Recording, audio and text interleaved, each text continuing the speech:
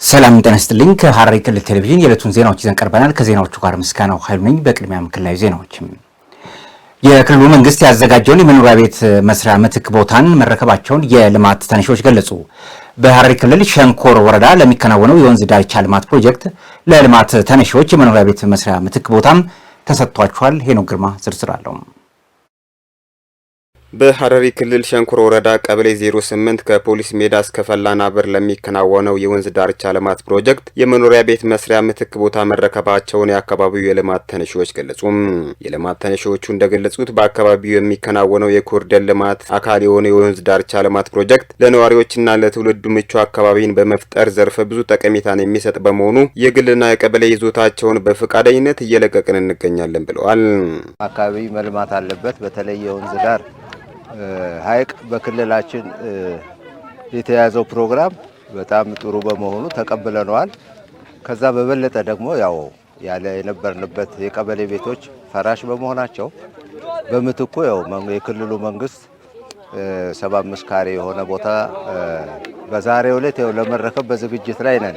እኔ ልማቱን በደስታ ነው የተቀበልኩት። ምክንያቱም አገር ሲለማ አገር ሲያድግ ማህበረሰብ ያድጋል፣ አካባቢ ይለማል። ያ በመሆኑ በደስተኛ ነው የተቀበልኩት። ሲያወያዩን ፈቃደኛ ነበርን። ሰው እንደሚያወራው ወሬ እኛም ፈርተን ነበረ። አሁን ግን ባየነው መሰረት ደስተኛ ነን። ደስ ብሎናል።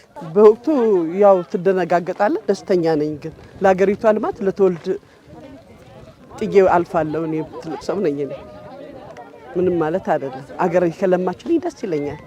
ልጆቼ ያድጉበታል። ልማቱን ደግፈው ይዞታቸውን በራሳቸው ፈቃደኝነት ለመለቀቅ በተስማሙበት ወቅት ምትክ የመኖሪያ ቤት መስሪያ ቦታ እንደማይሰጣቸው ሲሰራጩ በነበሩ የተሳሳቱ መረጃዎች ስጋት ገብቷቸው እንደነበረ አስታውሰዋል። በመሆኑም የክልሉ መንግስት በገባላቸው ቃል መሰረት ያዘጋጀላቸውን የመኖሪያ ቤት መስሪያ ምትክ ቦታ በመረከባቸው መደሰታቸውን ገልጸው ለክልሉ መንግስት ምስጋናቸውን አቅርበዋል። ይናፈሱ የነበሩ ወሬዎች ተገቢ አልነበሩም። የሚባለው ምንድነው? በቃ መንግስት ከቦታችሁ አስነስቷችሁ የትም ሊጥላችሁ ነው፣ ምንም አይነት እንትን አይኖርም፣ የመሬት ጥበት አለ፣ ችግር ይገጥማችኋል እየተባለ ነበረ እንጂ እንደዚህ ክልሉ ይህን ያህል ቦታ እንደሚሰጠን ተደርጎ አይነገርም ነበረ። ለክልሉ መንግስት እውነት ነዋሪውን ህብረተሰብ ለልማት በማሰብ ይሄንን የመሰለ ቦታ መቼስ ከግለሰብ ተከራይነት ከቀበሌ ቤት ተከራይነት ወደ ራሳችን ባለርስትነት ተሸጋግረናል እና የክልሉ መንግስት እጅግ በጣም ላመሰግን እወዳለሁ። ከተፈናቀላችሁም ቦታ ታገኙ ምናምን ነበረ ወሬው። ክልላችን መንግስት በጣም የሚደገፍ ነው። በጣም እናመሰግነዋለን። እድሜ ይስጥልን እንግዲህ ለክልላችን መንግስት። በፊት ያኔ የተወሰነ ውዥንብር ነበረ። አሁን ላይ ግን ስናየው በጣም ደስ የሚለው በጣም ጥሩ ነው። የክልሉ መንግስት በጣም እናመሰግናለን። አይተን ሰምተን ማናቀው በቃ ጥሩ ነገር ነው። በጣም በዚሁ ይቀጥል፣ ደስ ይላል። አካባቢው ከተማው ሲለማ ጥሩ ነው። ዜጋም በዛ መልኩ እንደዚህ አይነት የተቀናበረ ጥሩ ምላሽ ሲኖር በጣም አሪፍ ነው። ምንም በቃ ይቀጥል ነው፣ ደስ ይላል። እንሰጣለን ይላሉ እንጂ አይሰጥም ብሎም ወሬ እንሰማለን። ይሄ ነገር እውነት ይሁን እንዴ ብለን ነበረ። ዛሬ ደግሞ እውነት ሆኖ ሲገኝ በጣም ነው ደስ አለኝ። ክልሉ መንግስት እኔ በጣም ነው የሚያመሰግነው። ወርዲን በድሪን እጅግ በጣም እናመሰግነዋለን። ከልማቱ ጎን ነን። ወርዲን በጣም አመሰግናለሁ። ልጃችን እናመሰግናለን። አንበሌ ነበርለና በክልሉ እየተከናወኑ በሚገኙ የኮሪደርና ሌሎች የልማት ስራዎች ላይ የሚያደርጉትን ትብብርና ድጋፍ አጠናክሮ እንደሚቀጥሉ ማረጋግጠዋል። የክልሉ መንግስት በጣም እናመሰግናለን። ለልማት እኛም እንግዲህ ከምን ጊዜውም በበለጠ ተዘጋጅተን ከክልሉ መንግስት ጋር ትብብር በማድረግ ማናቸውንም የልማት እንትኖችን አብረን በጋራ እንትን ለማለት በዝግጅት ላይ ነን። በክልሉ ከተማ ልማትና ኮንስትራክሽን ቢሮ የመሬት ልማትና አስተዳደር ባለስልጣን ኃላፊ አቶ ጁኔድ ኑረዲን በበኩላቸው በአካባቢው ለሚከናወነው የወንዝ ዳርቻ ልማት ፕሮጀክት የልማት ተነሺ ከሚሆኑት 73 የቀበሌና 30 የግል ይዞታዎች መካከል በመጀመሪያው ዙር ለ15 የልማት ተነሺዎች በዛሬው ዕለት የመኖሪያ ቤት መስሪያ ምትክ ቦታ መሰጠቱን ገልጸዋል። ዛሬ እዚህ የተገኘ ነው ወንዝ ዳርቻ ልማት ለሚነሱ የልማት ተነሺዎች ለነሱ የመኖሪያ መስሪያ ቤት የመኖሪያ የሚሰሩበት መሬት ለማስረከብ ነው ማለት ነው። ዛሬ እንደ አጠቃላይ በመጀመሪያ ዙር ለሚነሱ ለ13 የቀበሌ ነዋሪዎችና ለ2 የግል ባለይዞታዎች የመሬት ርክክብ አድርገናል ማለት ነው። በቀጣይም ለቀሪዎቹ የልማት ተነሺዎች ምትክ ቦታ እንደሚሰጣቸው ማረጋግጠዋል። የመኖሪያ ቤት መስሪያ ቦታ ለሚሰጣቸው የልማት ተነሺዎች በተያያዥነት የግንባታ ፍቃድ እንደሚሰጣቸውም አቶ ጁኒር ጨምረው ገልጸዋል። አጠቃላይ ዛሬ ለተረከቡት በሚቀጥሉት ሳምንታት የግንባታ ፍቃድ የመስጠትና አጠቃላይ በተረከቡት ቦታ ላይ ደግሞ የተዘጋጀ ዲዛይን ስላለ በዛ ዲዛይን መሰረት ቤታቸውን መስራት እንደሚጀምሩ ነው። በቀጣይም ይሄ ልማት ያው የሚቀጥል ነው የሚሆነው በሁለተኛ ዙር በሶስተኛ ዙር በዛ ልክ ቀጣይነት ያለው ፕሮጀክት ስለሆነ ለነሱም ቅድሚያ መሬት እያዘጋጀን መሆኑን ለመግለጽ እወዳለሁ ማለት ነው። አጠቃላይ በዚህ የወንዝ ዳር ልማት ፕሮጀክት የሚነሱ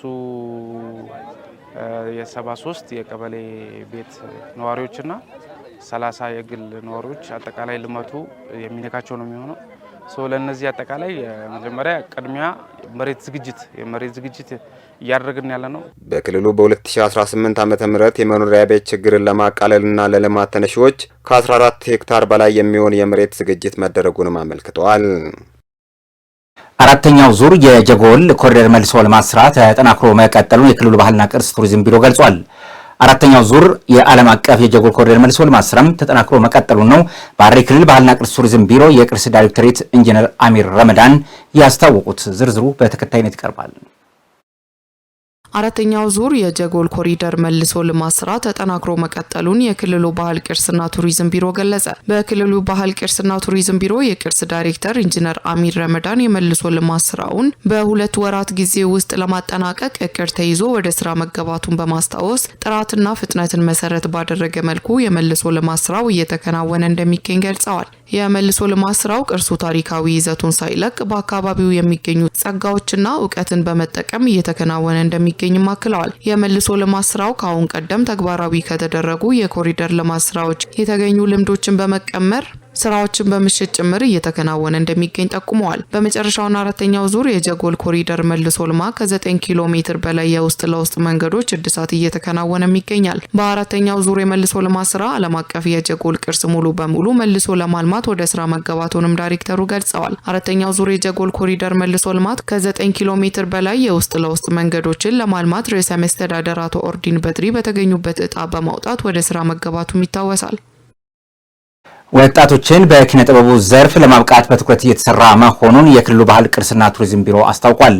ቢሮ ከፌዴራል የባህልና የስፖርት ሚኒስቴር ጋር በመተባበርም በውዝዋዜ በቲያትርና በሙዚቃ ላይ ለወጣቶች ሲሰጥ የነበረው ስልጠና አጠናቋል።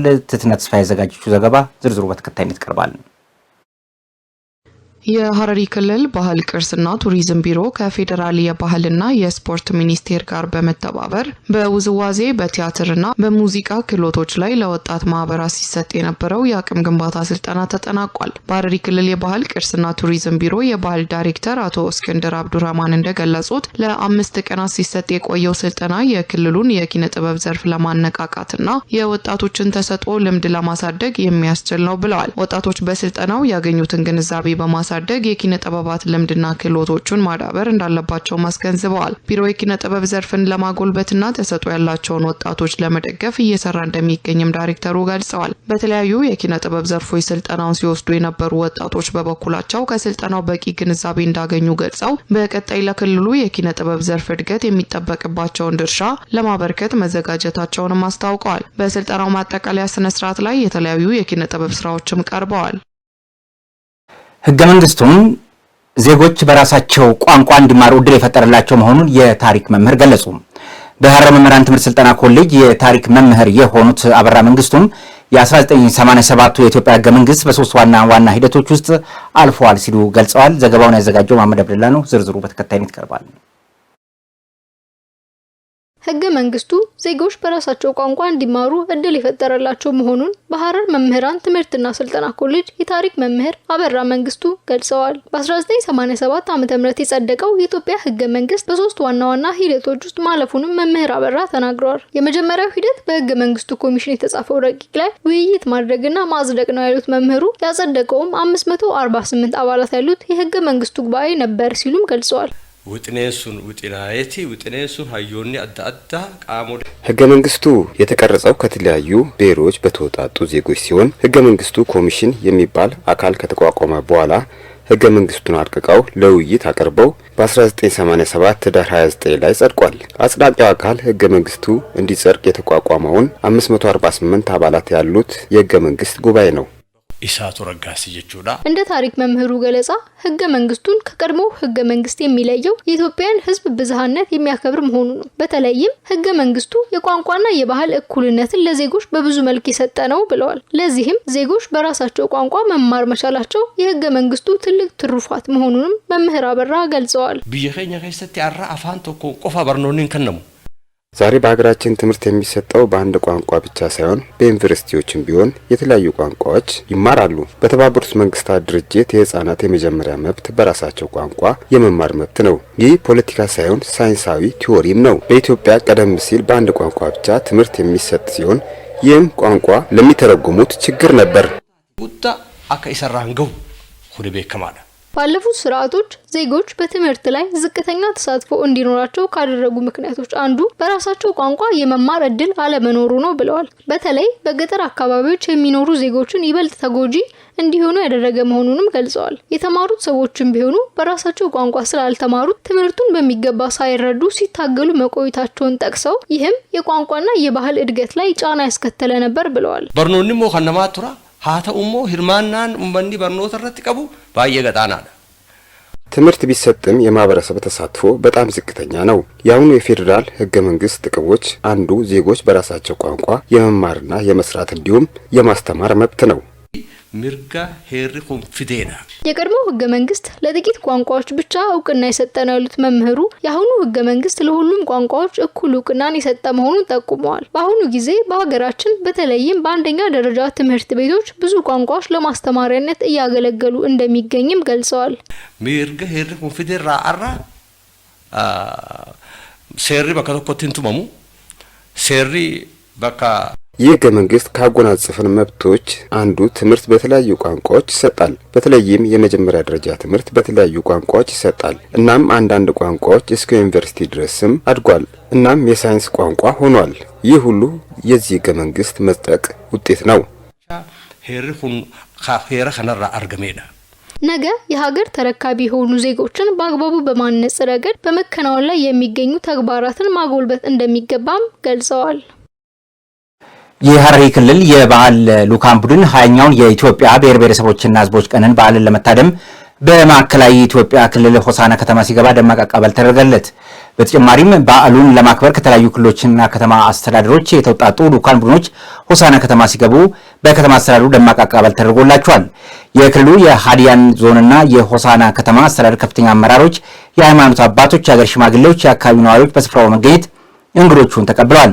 የዘንድሮ 20ኛው የብሔር ብሔረሰቦችና ህዝቦች ቀን ዲሞክራሲ፣ መግባባት ለህብረ ብሔራዊ አንድነት በሚል መሪ ቃል ህዳር 29 2018 በማዕከላዊ ኢትዮጵያ ክልል ሆሳና ከተማም በደማቅ ስነ ስርዓት ይከበራል ሲል ባልደረባችን ፍቃዱ በላይ ከሆሳና ከተማ ያደረሰ ሪፖርት ጠቁሟል።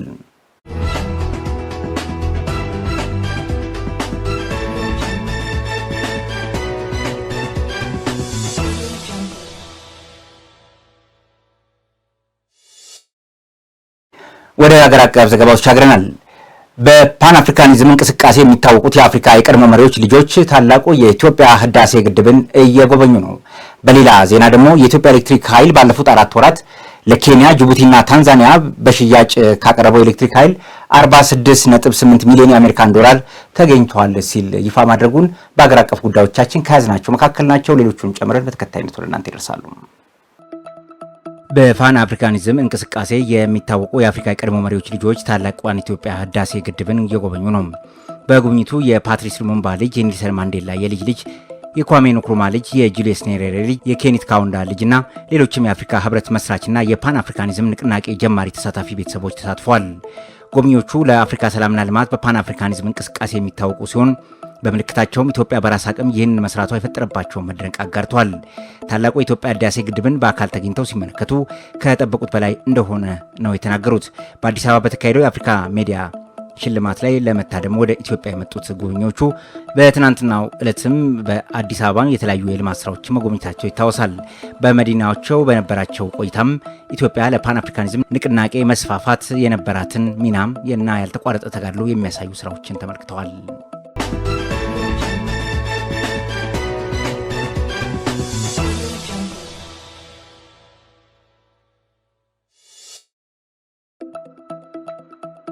የኢትዮጵያ ኤሌክትሪክ ኃይል ባለፉት 4 ወራት ለኬንያ፣ ጅቡቲና ታንዛኒያ በሽያጭ ካቀረበው የኤሌክትሪክ ኃይል 46.8 ሚሊዮን የአሜሪካን ዶላር ገቢ ተገኝቷል አለም። የተቋሙ ኮሚኒኬሽን ዳይሬክተር ሞገስ መኮንን እንዳሉትም ኢትዮጵያ የኤሌክትሪክ ኃይልን የሚሰጠውን አገልግሎት ጥራትና ተደራሽነት ለማስፋትም በርካታ ስራዎችን ስትሰራ ቆይታለች። በዚህም የጣቢያዎችን ኃይል የመሸከም አቅም ለማሳደግና የመቆጣጠሪያ ስዊቾችን በመቀየር ተጨማሪ ደንበኞችን እንዲስተናገዱ የማድረግ ስራዎችን መከናወናቸውን አንስተው አዳዲስና ተጨማሪ አቅም ያላቸው ትራንስፎርመሮች የመቀየር ስራውን ተሰርተዋል ብለዋል። በተከናወኑ ስራዎችም የአገልግሎት ጥራት በማሻሻልና ተደራሽነትን በማስፋት ተጠቃሚዎች ያለ ምንም ችግር አገልግሎት እንዲያገኙ እየተደረገ መሆኑን አብራርተዋል። ተቋሙ የሚያመርተውን የኤሌክትሪክ ኃይል በዋነኝነት ለኢትዮጵያ ኤሌክትሪክ አገልግሎት እንዲሁም ከፍተኛ ኃይል ለሚጠቀሙ ኢንዱስትሪዎች፣ ለኢትዮ ጅቡቲ ምድር ባቡርና በማይኒንግ ዘርፍ ተሰማርተው ክፍያም በዶላር ለሚፈጽሙ አካላት እንደሚያቀርብ ጠቁመው በተጨማሪም ለውጭ የኤሌክትሪክ ኃይል ፈላጊ ሀገራት የሚያቀርቡ መሆኑን በዋነኝነትም ኬንያ፣ ጅቡቲና ታንዛኒያ መዳረሻዎች እንደሆኑ አመልክተዋል። በዚህም በ2018 በጀት ዓመትም ባለፉት 4 ወራት ለኬንያ፣ ለጅቡቲ፣ ታንዛኒያ ለሽያጭ ከቀረበው ኤሌክትሪክ ኃይል 46.8 ሚሊዮን የአሜሪካን ዶላር ገቢ መገኘቱን ገልጸው ይህም ከእቅዱ 25% ብልጫ ያለው መሆኑን መናገራቸውን የዘገበው የኢትዮጵያ ዜና አገልግሎት ነው።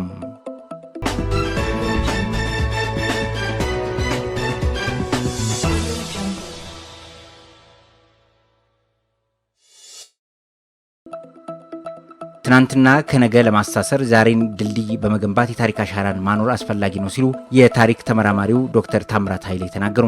ዶክተር ታምራት ከኢቲቪ 57 ጋር በነበራቸው ቆይታ የመደመር መንግስት በኢትዮጵያ ትናንት ዛሬና ነገ መካከል ጥልቅ ትስስር ያለው እሳቤን የሚከተል ነው ብለዋል። የመደመር መንግስት ታሪክን እንደ ሂደት እንደሚመለከት ጠቅሰው ትናንት ከነገ ማስተሳሰር የዛሬን ድልድይ በመገንባት የታሪክ አሻራ ማኖር እንደሚያስፈልግም አመልክተዋል። ከትናንት መልካሙን በመውሰድ መልካም ካልሆነ ደግሞ ተምሮ እንዳይደገም መስራት የመደመር መንግስት መገለጫ መሆኑን አክለዋል። ህብረ ብሔራዊ አንድነታችን ይበልጥ ለማጎልበት ከፋፋይ ትርክትን ወደ ጎን በመተው አሰባሳቢ ትርክትን መገንባት እንደሚያስፈልግ ገልጸው ይህም ለጠንካራ ሀገረ መንግስት ግንባታ ወሳኝ ስለመሆኑን ተናግሯል። ኢትዮጵያ ጠንካራ ሀገረ መንግስት ለመገንባት የነበራትን መልካም አጋጣሚዎች ሳትጠቀም በመቅረቷም ረጅም ጊዜ መፍጀቷን ያነሱት ተመራማሪው የመደመር መንግስት የወል ትርክትን በመፍጠር ይህንን የታሪክ ስብራታችን ለመጠገን የጀመረው እንቅስቃሴ ተስፋ ሰጪ እንደሆነ ገልጸዋል።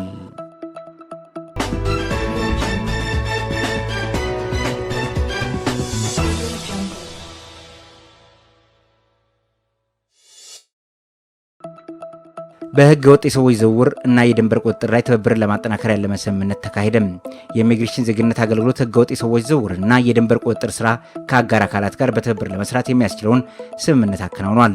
ስምምነቱን የሰው ሀብት ልማት፣ የድንበር ጥበቃ ክህሎት ስልጠናና መሰል ተግባራትን በጠናከረ መልኩ ለማከናወን ያግዛል ነው የተባለው። ለስምምነቱ ተግባራዊነት የዓለም ስደተኞች ድርጅት IOM፣ ኒዘርላንድስ፣ ስዊዘርላንድ፣ ጀርመን እና ሌሎችም ሀገራት ድጋፍ እንደሚያደርጉ የኢሚግሬሽን ዜግነት አገልግሎት አስታውቋል። የፕሮጀክቱ ምዕራፍ አንድ ትግበራ ከሜይ 2024 እስከ ጁን 2025 የተከናወነ ሲሆን በዚህም አመርቂ ውጤት መገኘቱን በስምምነቱ ወቅት ተገልጿል። የፕሮጀክቱ ሁለተኛ ምዕራፍ ትግበራም ለቀጣዩ 2 ዓመታት የሚዘልቅ መሆኑን ጠቁሟል። ይህም ኢትዮጵያም እያከናወነችው ያለ የህገወጥ ሰዎች ዝውውር እና የድንበር ቁጥጥር ተግባር ወደ ላቀ ደረጃ የሚያሻግር ስለመሆኑም ነው የተገለጸው።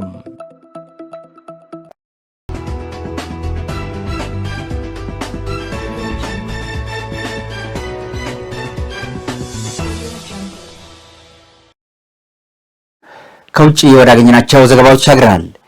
የፕሬዝዳንት ዶናልድ ትራምፕ አስተዳደር የአሜሪካ መንግስት የውጭ እርዳታ መርሃ ግብር ላይ ከፍተኛ ለውጥ ካደረገ በኋላም ታሪካዊ የተባለውን የመጀመሪያውን 5 ዓመት የጤና ትብብር ስምምነት ከኬንያ ጋር ተፈራርሟል። የአሜሪካ ውጭ ጉዳይ ሚኒስትር እንዳስታወቀው ድጋፎቹ በእርዳታና በበጎ አድራጎት ድርጅቶች በኩል ሳይሆን በቀጥታም በመንግስት በኩል እንዲደረስ እንደሚያደርግም ነው የተነገረው። ዝርዝሩ በተከታይነት ይቀርባል። የአሜሪካ መንግስት የውጭ እርዳታ መርሃ ግብር ላይ ከፍተኛ ለውጥ ካደረገ በኋላ ታሪካዊ የተባለውን የመጀመሪያውን የ5 ዓመት የጤና ትብብር ስምምነት ከኬንያ ጋር ተፈራረመ። ይህ የ2.5 ቢሊዮን ዶላር ስምምነት በኬንያ ተላላፊ በሽታዎችን ለመዋጋት የታለመ ነው ተብሏል። ከትራምፕ ሰፊ የውጭ ፖሊሲ ግቦች ጋር ይጣጣማል የተባለው ይህ ስምምነት ከሌሎች የአፍሪካ ሀገራት ጋርም ይፈረማል ተብሎ ይጠበቃል።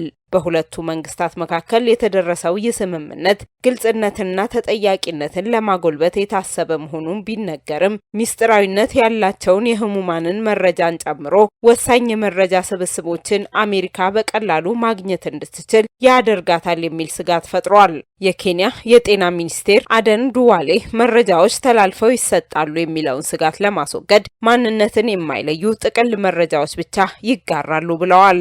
ባለፈው ዓመት ጥር ወር ላይ ትራምፕ ስልጣን በተረከቡበት የመጀመሪያ ቀን በመንግስት ወጪ ላይ በሚያደርጉት ክለሳ ምክንያት የውጭ እርዳታ መቆሙን አስታውቀዋል። ይህንን ተከትሎም የአሜሪካ ዓለም አቀፍ ልማት ድርጅት USAID መፍረሱንና ለድሃ ሀገራት የሚሰጠው በቢሊዮኖች የሚቆጠር እርዳታ መቋረጡ ይታወሳል።